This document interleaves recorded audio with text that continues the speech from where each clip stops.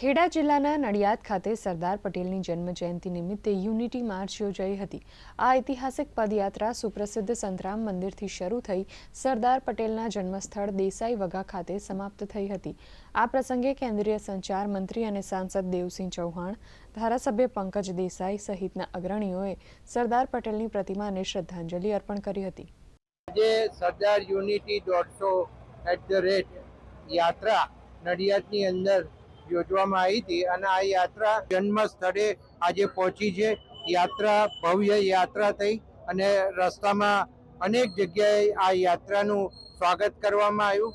નડિયાદના રહેવાસીઓએ ખૂબ સરસ રીતે આ કાર્યક્રમ કર્યો। નવી પેઢી સુધી સરદાર સાહેબના જીવન કવન, સરદાર સાહેબના ગુણ દર્શન પહોંચે, તેમાંથી પ્રેરણા મેળવે એ હેતુથી આજે નડિયાદ વિધાનસભામાં સંતરામ મંદિરથી શરૂ કરીને સરદાર સાહેબના જન્મસ્થળ સુધીની લગભગ 10 કિલોમીટરની યાત્રા થઈ।